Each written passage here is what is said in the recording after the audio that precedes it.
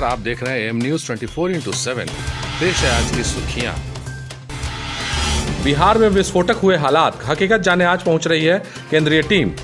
बिहार में छलांग लगा रही कोरोना संक्रमितों की संख्या से स्थिति गंभीर होती जा रही है। हफ्ते भर से प्रतिदिन करीब 1000 संक्रमित मरीजों के आंकड़े सामने आने के बाद केंद्र सरकार की विशेष टीम संयुक्त सचिव लव अग्रवाल के नेतृत्व में रविवार को बिहार पहुंच रही है। सूत्रों से मिली जानकारी के अनुसार केंद्रीय टीम यहां राज्य सरकार के वरिष्ठ अधिकारियों के साथ बैठक करेगी। इसके अतिरिक्त किसी एक कंटेनमेंट जोन का भी दौरा करेगी और वहां कोरोना के कारण उत्पन्न हालात व राज्य सरकार के द्वारा की गई कार्रवाई के बाद वस्तु स्थिति से अवगत होगी। इसके बाद टीम गया के लिए प्रस्थान करेगी।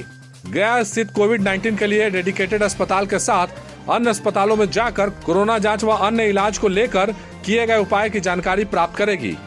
स्थिति का जायजा लेने के बाद टीम देर शाम वापस दिल्ली लौट जाएगी। केंद्रीय स्वास्थ्य राज्य मंत्री अश्विनी चौबे ने कहा कि केंद्र द्वारा बिहार को हर संभव मदद उपलब्ध कराई जा रही है।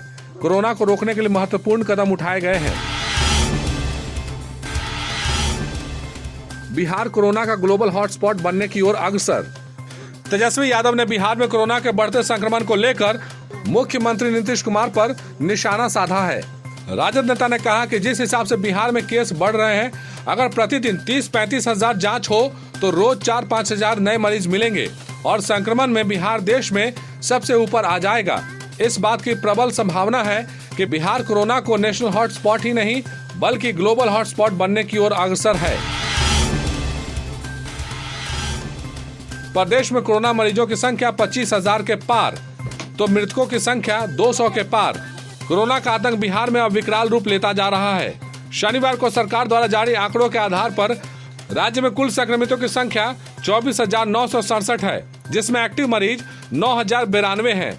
हालांकि 15,771 कोरोना संक्रमित मरीज संक्रमण को पराजित करने में भी सफल रहे हैं। फिर भी हमें बहुत ज्यादा सतर्क रहने की जरूरत है। घर में ही रहने की जरूरत है। काम हो वैन से प्रचार का या फिर बैनर पोस्टर का, हो डिजिटल मार्केटिंग, यूट्यूब, फेसबुक या SMS का, ऑडियो डबिंग हो या फिर काम चुनाव प्रचार का, वर्चुअल मीटिंग के साथ ही है यहाँ समाधान हर एक समस्या का। और हाँ, चुनाव प्रचार के लिए स्पेशल पैकेज भी है, तो फिर जल्दी ही संपर्क करें 8651504128 या 9065986645। Life is busy running fast. Speed and reliability should be at every step. We give life and smooth functioning. We are Jet Speed Lubricants. बगैर बाढ़ के भी आरा में जीना मुश्किल। एक तरफ उत्तर बिहार में नदियों के पानी में उतार चढ़ाव के बीच बाढ़ कटाव के संकट से तबाही का दौर जारी है। गंडक, बूढ़ी गंडक, बागमती का रुख अलग अलग हिस्सों में कहीं नरम तो कहीं गर्म है।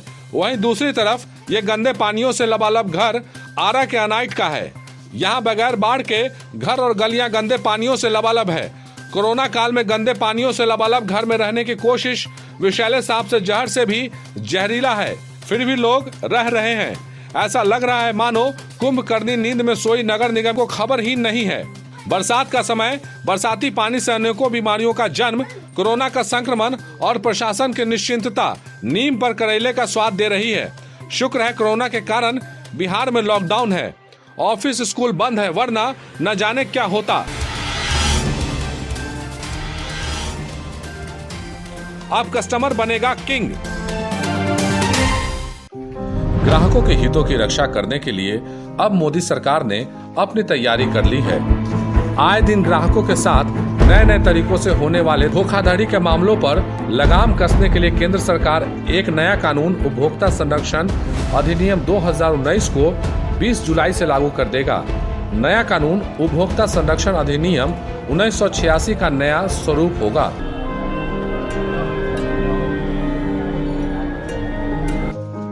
खाद्य और उपभोक्ता मामलों के केंद्रीय मंत्री रामविलास पासवान ने ट्वीट कर कहा है कि नया उपभोक्ता संरक्षण कानून अपने कई नए अधिसूचित नियमों और प्रावधानों के माध्यम से उपभोक्ताओं को उनके अधिकारों के प्रति अधिक सुरक्षा प्रदान करेगा। उन्होंने कहा कि नए उपभोक्ता संरक्षण कानून में उपभोक्ता विवाद निवारण आयोग मध्यस्थता, उत्पादों के लिए तय जिम्मेदारी और मिलावटी खतरनाक उत्पाद बनाने और बेचने पर सख्त कार्रवाई का प्रावधान उपभोक्ताओं को अधिक सुरक्षा और अधिकार प्रदान करता है। उन्होंने कहा कि केंद्रीय उपभोक्ता संरक्षण प्राधिकरण बहुत जल्द काम शुरू कर देगा। रामविलास पासवान सोमवार को प्रेस को भी संबोधित करेंगे।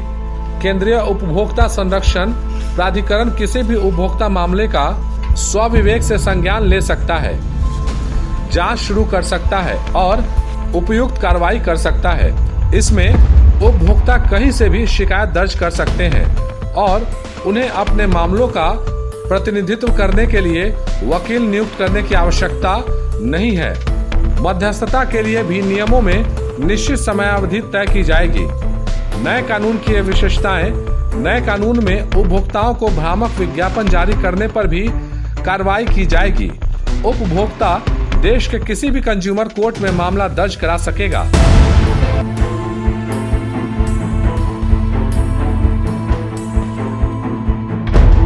नए कानून में ऑनलाइन और टेली शॉपिंग कंपनियों को पहली बार शामिल किया गया है।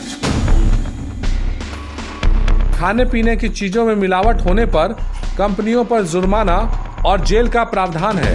कंज्यूमर मीडिएशन सेल का गठन होगा। दोनों पक्ष आपसी सहमति से मीडिएशन सेल जा सकेंगे। जनहित याचिका अब कंज्यूमर फोरम में फाइल की जा सकेगी। पहले के कानून में ऐसा नहीं था। Give me my change. Sir मेरे पास चेंज नहीं है, इसलिए toffee they the. Thank you sir. I want my change. Sir मेरे पास चेंज नहीं है। तो फिर उसके बदले में आप टॉफी दोगे? हाँ?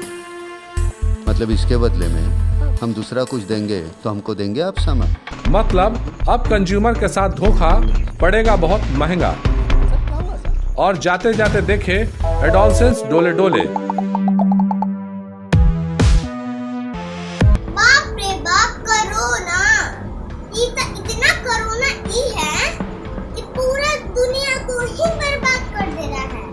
अब हम लोग ना स्कूल जा पा रहे हैं ना कॉलेज जा पा रहे। कब खुलेगा ये स्कूल कि हम लोग जा पाए? अब आप ही बताइए कि हम बच्चों का भविष्य कैसा होगा? ये आपको पता है कि कोरोना कब खत्म होगा?